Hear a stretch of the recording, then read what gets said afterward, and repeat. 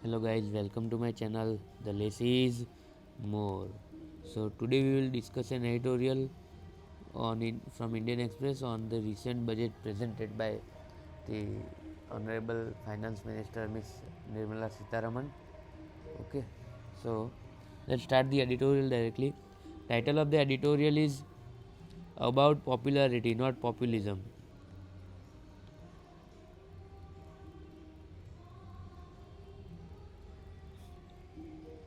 A positive offshoot of apparent political confidence is Modi government's renewed emphasis on fiscal consolidation. Going ahead challenge is to spur private investment. The Narendra Modi government's interim budget for 24-25 is a vision statement for the next 25 years. The so-called Amrit Kal that will lead to Viksit Bharat or to India becoming a developed country by 2047.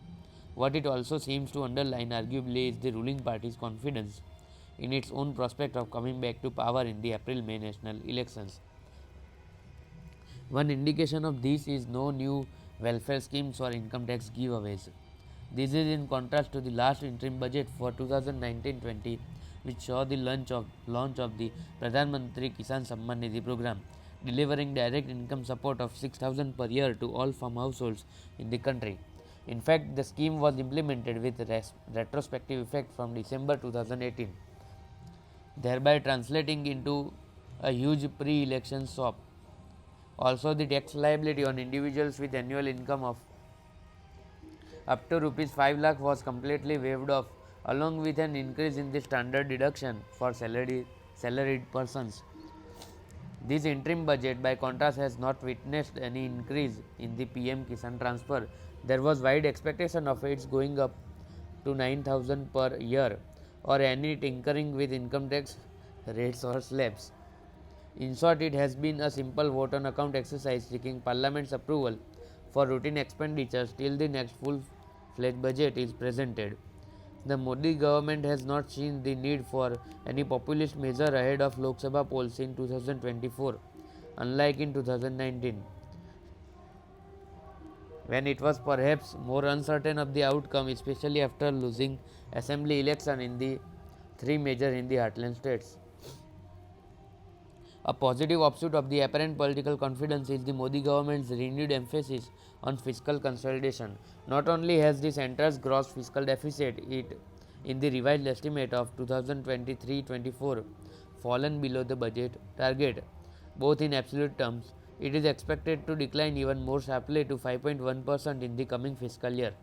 More encouragingly, this is coming largely from a cut in the revenue deficit from 3.9% in 2022-23 to 2.8% in the revised estimate of for 2023-24 and to a budgeted 2% in 2024-25. On the other hand, the centre's capital expenditure, which rose by 28.4% in 2023-24, is budgeted to grow further by 16.9% in 24-25. This focus on the quantum as well as quality of fiscal consolidation, redirecting spending away from subsidies and other current outlays towards asset creating capital expenditure is welcome. It is especially so ahead of elections. Finance Minister Nirmala Sitharaman reiterating the government's commitment to achieving a fiscal deficit of less than 4.5% of GDP by 2025-26 signals two things. First, the Indian economy's normal growth trajectory has turned so much so that the government feels less pressure to borrow and stimulate or provide extraordinary support to those worst impacted by pandemic induced disruption. Second, the impetus to growth is expected to henceforth come from private sector. Lower government borrowings yields on the benchmark 10-year bond eased by nearly 0.1% points on Thursday will release more resource for private corporates to invest. Macroeconomic stability, be it government finance, external sector balance, or corporate and bank balance sheets, along with a government with a decisive majority, could create conditions conducive for much overdue revival of private investment. There are four primary drivers of economic growth: private consumption, private investment, exports, and government expenditure. Currently, only the last engine is firing, while the other three are sputtering. Sputtering. The expansion in government spending, especially in the last 3 years, has not really crowded in private investment as per the conventional Keynesian prescription. India INC, to quote Sitaraman, is like Hanuman hesitating to fly. In other words, invest. Without that, there can be no sustained formal job creation leading to higher incomes and consumption. The two sectors that did well even amid the pandemic were IT services and startups.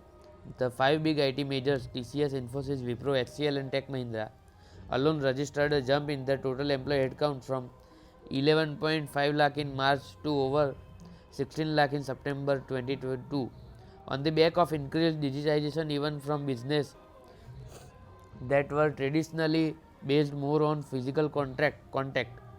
But the latest data for December 23 shows their combined headcount falling to just 15.4 lakh.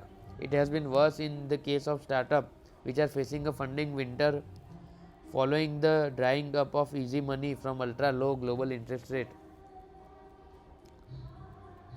generating jobs for the Amrit Pidhi, leveraging the demographic dividend that a young and growing workforce is supposed to bring, is going to be the single biggest policy and political challenge in Amrit Kal. For that, Hanuman must fly. So this was for today, guys. I hope you would be understanding, and let me find out the 5 new words that I find appropriate for myself to use in my daily conversation as well as writings.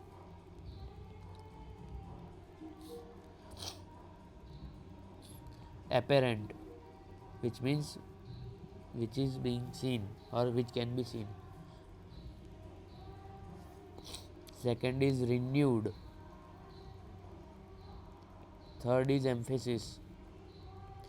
See, some simple words are in just headings only or the title. Fourth is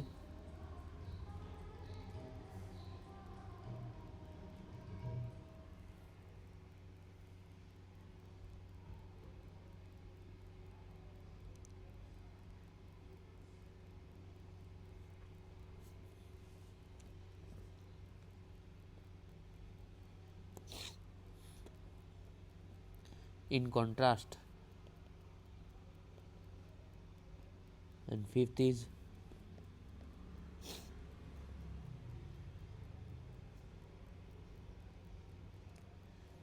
jobs for Amrit Pidhi. Okay, so these were the 5 words. I also recommend you to comment in the comment section the 5 new words that you find appropriate for yourself to use in your daily conversation as well as writings. Okay, so till then, bye bye. Signing off for the day.